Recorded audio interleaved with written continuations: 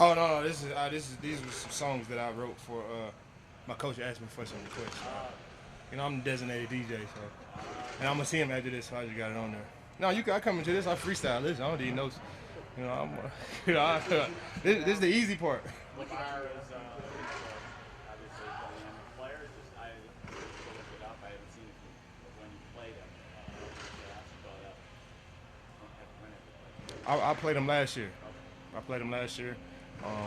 We lost that game. It came down to the end, but we ended up losing that game. And Lamar is as dynamic as it gets.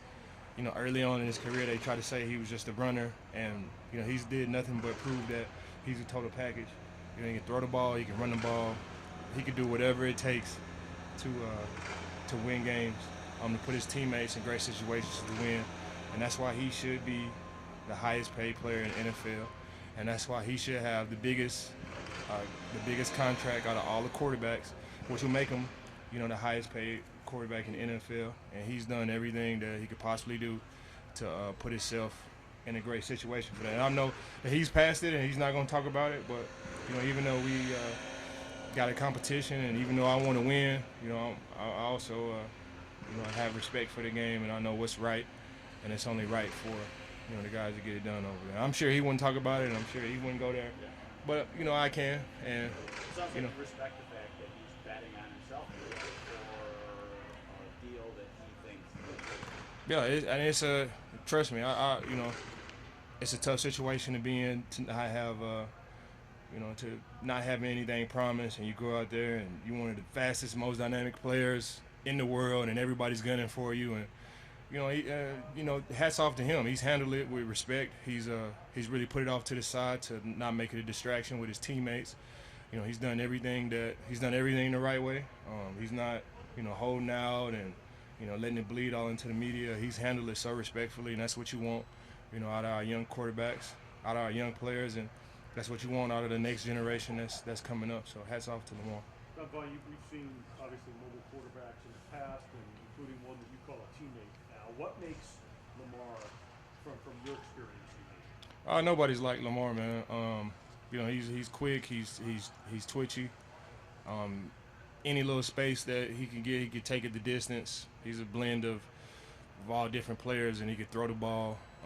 His base is a quarterback, but he can also move like a receiver and hit the edge like a running back and make guys miss like a running back and a receiver and all of these things. And he has a great supporting cast with his offensive line and his running backs and quick receivers, and he's the guy. It's really not a secret. I come up here, if I say anything other than that, then it'd be bulletin board material, because he really is the truth, and there's number of respect for the Baltimore Ravens and Lamar Jackson. When you have a loss that's as emotionally, physically grueling as last week's was, how do you get ready for that next week, knowing it's a challenge that's all? What loss? Last week. When was that? I don't remember that. That's the mindset you gotta have, man. You just gotta keep pushing. I truly believe in my heart that I'm a winner, and you can accept defeat sometimes, because you shouldn't have been beat, or you shouldn't have lost that game. And if you had another crack at it, it would be different. And no disrespect to the Miami Dolphins or anything like that. We lost that day, but in my heart, I felt like if we had another crack at it, hopefully, the score would be different. But just got to move on, just got to forget about it. They played an incredible game, especially their defense, especially Tua, especially their receivers, and they took advantage of all the opportunities that they were given, and they came out on top.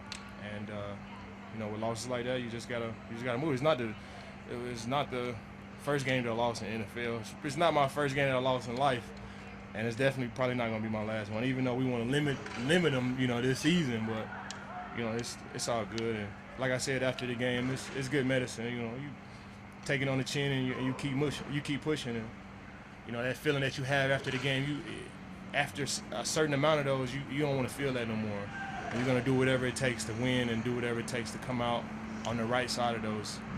When we're presented with situations like that in the future. So, a loss every now and then is good.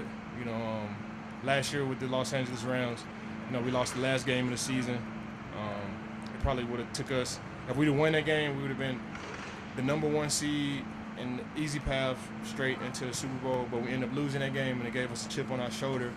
We had one game at home versus the Arizona Cardinals. We had to travel to Tampa and face a really tough Tampa Bay team. You know, the team that we lost to at the end of the season, they ended up going to Green Bay and beating a tough Green Bay team in sub-degree weather. Came back, we played those guys for a third time, which we hadn't beaten those guys in 7 games straight before then.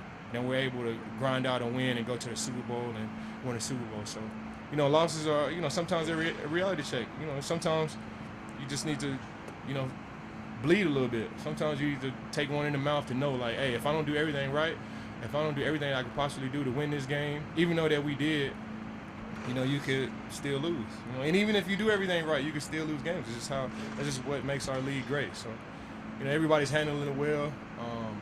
You know, just like I thought we would. I'm excited to see how we respond. I'm the type of guy, like, if I'm playing Madden or if I'm playing a video game and I lose, I want to run it back like right now. Like, come on, let's run it back. Let's play one more time. You really can't, you know, do that in football. You gotta kind of simmer and let it sit with you, and gotta wait till the next Sunday to play. So I'm chomping at the bit to get back out there and play again. After watching Dave Jackson leave in an ambulance and seeing him out here today, although it's limited in practice, what, you know, how kind of a relief, how much of a relief was that for him? How happy are you to see? Yeah, I actually saw Dane the next day, and you know, I talked with him, and you could just tell. Sometimes, you know, guys say they're all right, but you can kind of tell that they're not. You know, he was saying he was all right, and I felt that, you know, he was all right. You know, I could see it in his eyes that he was all right. And then you could kind of joke with him then, you know, after, you know, you're on the good side of it now, you can kind of joke with him and say, man, you got a slinky neck, man. If you didn't have a loose neck like that, man, it could have been a little bit worse. You know, you could kind of, you know, laugh about it, but it definitely was a serious situation, and, you know, it's just the ugly side of our sport, man. And it's just a true blessing that he was able to come out all right, and he's here at practice, and, you know, he should be ready to go this week, and it's just a true blessing. Like, he's got some angels over him for sure. It was great. Like, it was a battle. It reminded me of those, you know, those 80s John Elway versus, you know, Dan Marino, like a classic battle. Even though you got a great quarterback, you know, sometimes the greats, you know, lose. But the way they fought back to the very, very end, like, that's what you want. Like, that shows a lot.